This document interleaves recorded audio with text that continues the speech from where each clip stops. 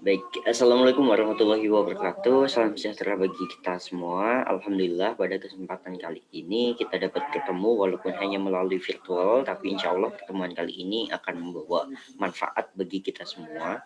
Karena pada kesempatan kali ini saya akan menyampaikan sedikit materi, yakni tentang salah satu peran bagi perencana wilayah dan kota dalam pandemi COVID-19 seperti ini, terutama dalam penanganannya, yakni adalah adaptive city atau mengubah kota menjadi sebuah kota yang lebih adaptif lagi.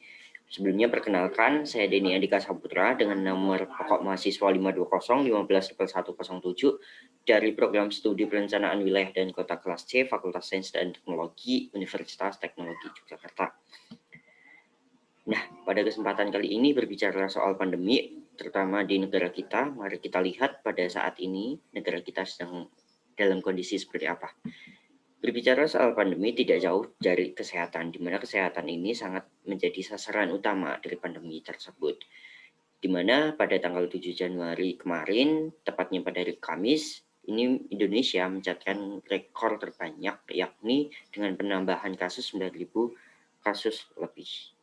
Yang selanjutnya yakni berdampak pada ekonomi, terutama kita lihat di ekonomi sekitar bahwa banyak sekali para pekerja-pekerja yang di PHK, terutama di sini adalah menyasar usia 16 dan sampai dengan usia 24 tahun, di mana pada usia kali ini adalah usia yang produktif.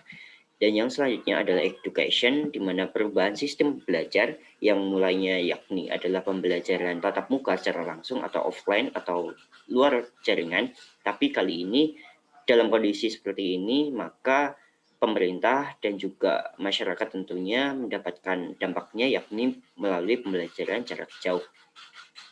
Dan yang terakhir yaitu environment, di mana kebutuhan akan alat pelindung diri baik itu dalam bentuk pakaian maupun dalam bentuk masker, terutama di sini semakin lama semakin dibutuhkan. Oleh karena itu banyak sekali masker-masker maupun alat pelindung yang lain ini menjadi suatu permasalahan baru bagi Indonesia, terutama yakni adalah limbahnya yang semakin menumpuk.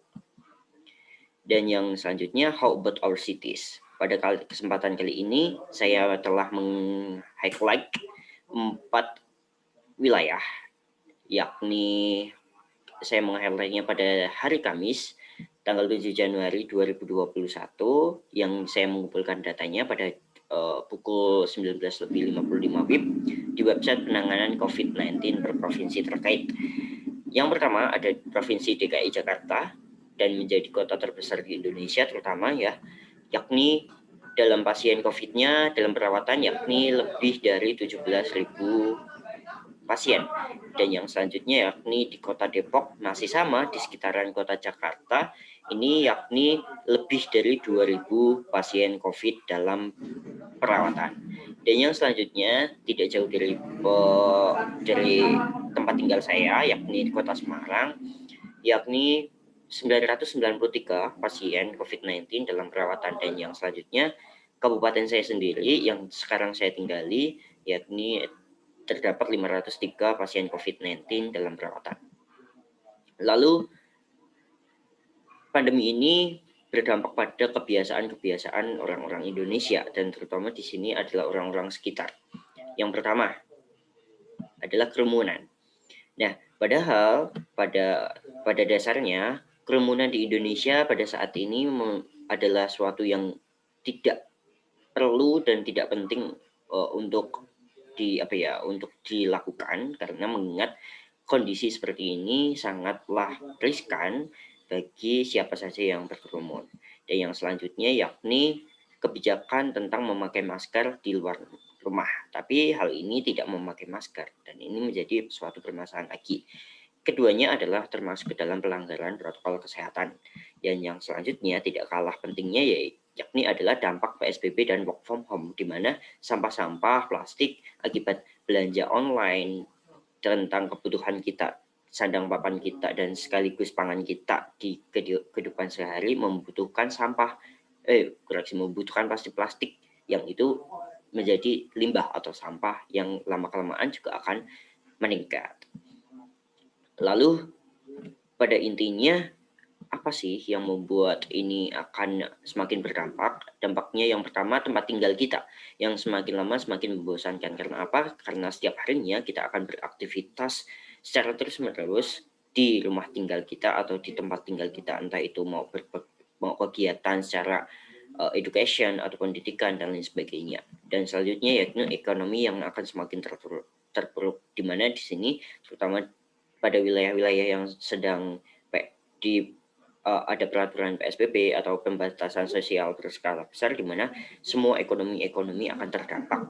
Dan yang selanjutnya yaitu fasilitas kesehatan dan tenaga kesehatan semakin kewalahan. Ditinjau dari setiap harinya penambahan kasus COVID-19 ini semakin meningkat. Dan fasilitas serta tenaga kesehatan yang semakin kewalahan itu tidak bisa menampungnya lagi. Dan yang terakhir yaitu daya tarik wisatawan akan menurun, tempat-tempat wisata akan menurun karena mereka memilih untuk menutup tempat wisata mereka dan wisatawan pun akan menunda kunjungannya. Dan pada akhirnya kita perlu adanya suatu konsep pembangunan kota yang secara bottom up atau dari bawah ke atas untuk meminimalisir dari dampak yang akan kita alami. Terutama di sini yang perlu kita tekankan adalah tentang permukiman.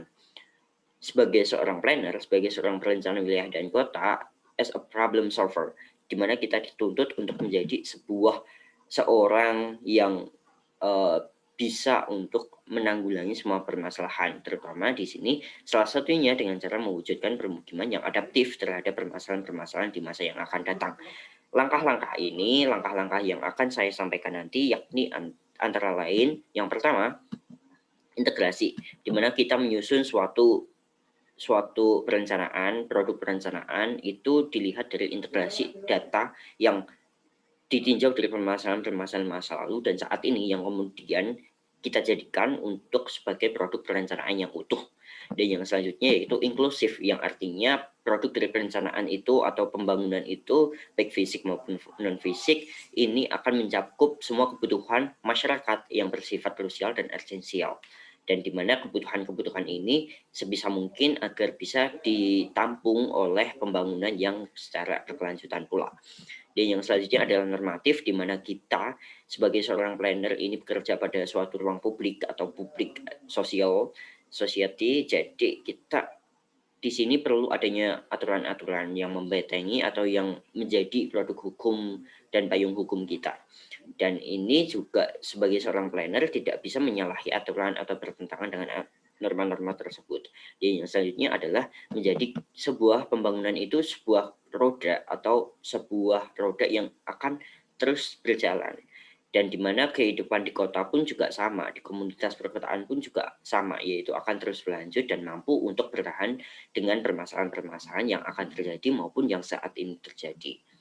Karenanya, pada dasarnya seorang problem solver, yakni seorang planner, kita melihat kota bukan hanya sebuah yang kompleks, sebuah is more than complexity, but ketika kita berbicara soal perkotaan, kita berbicara soal permasalahan, ini adalah but it is about ini tentang complexities, di mana di kota tersebut memiliki permasalahan yang ada yang sangat kompleks dan kehidupan di kotanya atau di cities-nya. Sekian yang dapat saya sampaikan, semoga ini bisa bermanfaat bagi kita semua. Terima kasih.